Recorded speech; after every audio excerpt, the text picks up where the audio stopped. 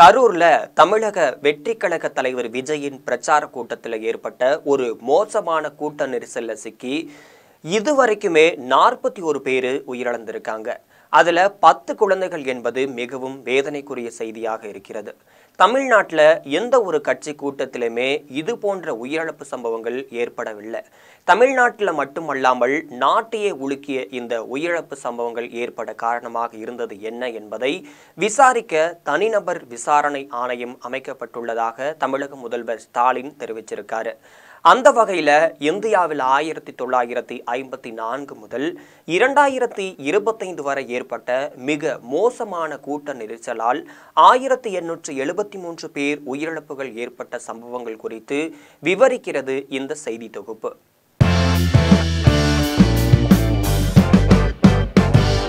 1954ஆம் ஆண்டு உத்தரப்பிரதேச மாநிலத்தில் இருக்கக்கூடிய பிரயாக்ராஜ் நகர்ல மகா கும்பமேளா நடைபெற்றிருந்துச்சு. அப்போது 3 நதிகள் சங்கமிக்கும் திரிவேணி சங்கமத்தில் நீராட ஏராளமானோர் ஒன்று கூடியதால கூட்ட நெரிசல்ல சிக்கி சுமார் 500க்கு மேற்பட்ட பக்தர்கள் பரிதாபமாகவே உயிரிழந்த சம்பவம் நாட்டின் மிகப்பெரிய கூட்ட நெரிசல் உயிரிழப்பு சம்பவமாகவே கருதப்பட்டுச்சு.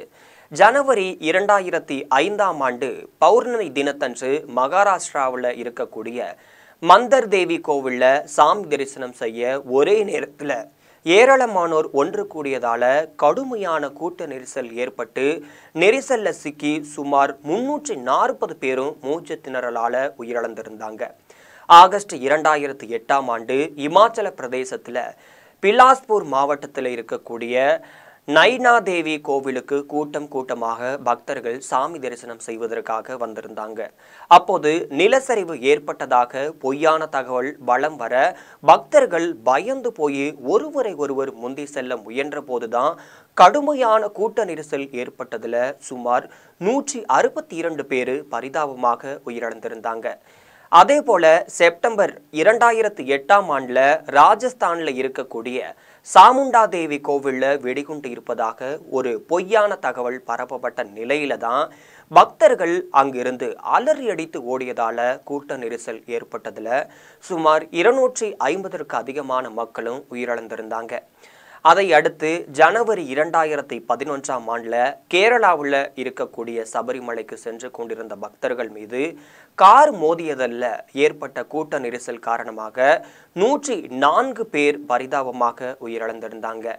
இதுக்கு அடுத்ததா நவம்பர் 2022ஆம் ஆண்டு ஹரித்துவாரில் இருக்கக்கூடிய கங்கை கரை ஓரத்தில் ஏற்பட்ட கூட்ட நெரிசல்ல சிக்கி 20 பேர் உயிரிழந்திருந்தாங்க.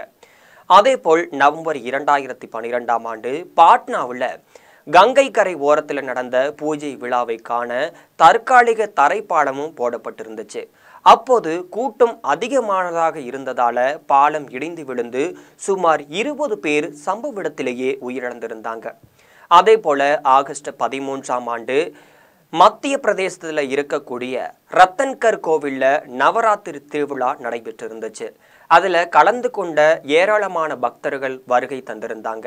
அப்போது தற்காலிகமாக அமைக்கப்பட்டிருந்த பாலம் ஒன்று இடிந்து விழப்போகிறது என்ற ஒரு பொய்யான தகவல் காரணமாக பொதுமக்கள் அங்கிருந்து அலறி அடிச்சு ஓட்டம் பிடிச்சிருக்காங்க. அப்போது ஏற்பட்ட ஒரு கூட்ட நெரிசல்ல சிக்கிதான் சுமார் 115 பேர் உயிரிழந்திருக்காங்க. ஜூலை 2015ஆம் ஆண்டு ஆந்திர பிரதேசத்தில் இருக்கக்கூடிய கோதாவரி நதிக்கரையில புஷ்கார் விழா நடைபெற்றிருந்துச்சு.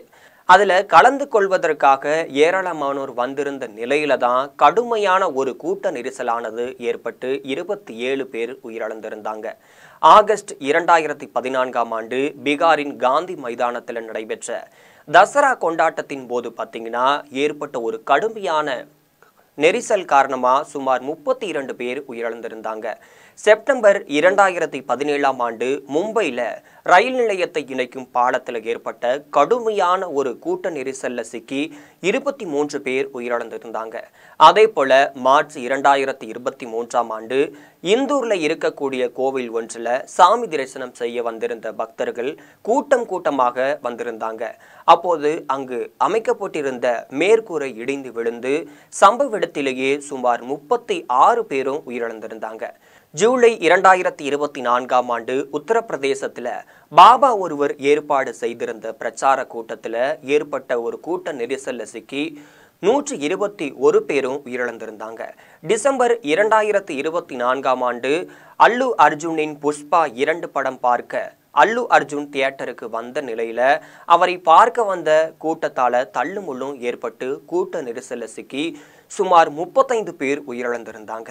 இதனால அல்லு அர்ஜுன் கைது செய்யப்பட்டார் என்பது குறிப்பிடத்தக்கது.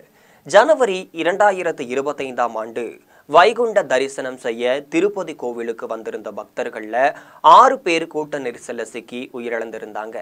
அதே போல ஜனவரி 2025ஆம் ஆண்டு பிரியாக்ராஜ் நகர்ல நிகழ்ந்த மகா கும்பமேளா விழாவுல புனித நீராட வந்திருந்த பக்தர்கள் சுமார் 30 பேர் கூட்ட நெரிசல்ல சிக்கி உயிரும் இழந்திருந்தாங்க. ஜூலை மாதம் 2025ஆம் ஆண்டுல IPL கிரிக்கெட் தொடர்ல பெங்களூர் அணி முதல்ல கோப்பையை வென்றிருந்துச்சு.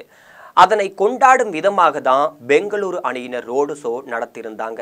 அந்த கூட்ட நெரிசல்ல சிக்கி சுமார் 11 பேர் உயிரிழந்திருந்தாங்க. சமீபத்தில் கரூர்ல விஜய் பிரச்சார கூட்டத்தில் ஏற்பட்ட மோசமான கூட்ட நெரிசல்ல சிக்கி இன்று வரைக்கும் 41 பேர் உயிரிழந்திருக்காங்க.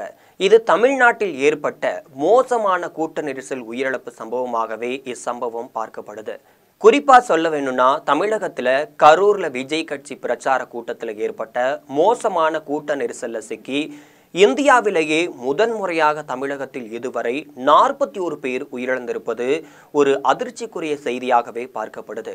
குறிப்பாக சொல்ல வேண்டுமானால் இந்தியாவில் 1954 முதல் 2025 வரை ஏற்பட்ட மிக ஒரு மோசமான கூட்ட நெரிசலால 1873 பேர் உயிரிழப்புகள் ஏற்பட்ட சம்பவங்கள் தொடர்ந்து கொண்டேதான் இருப்பதற்கு மத்திய மாநில அரசுகளால் முற்றுப்புள்ளி வைக்கப்படுமா என்பதை ஒட்டுமொத்த நாட்டு மக்களின் கோரிக்கையாகவே இருந்துட்டு வருது.